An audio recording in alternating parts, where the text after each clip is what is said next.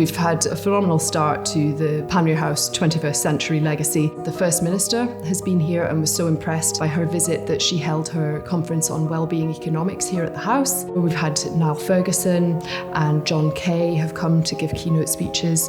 The Duke of Buccleuch has visited us, His Royal Highness Prince Edward. An ever-expanding roll call of great dignitaries and intellects. I think a sense of place is vital to belonging to anything. That's one of the university's core values in Strategy 2025. So something that you can anchor to, whether you're actually studying in the place or whether you even visit the place, the ability to relate to something as tangible as Panmure House and the wider heriot-watt estate, I think is really important.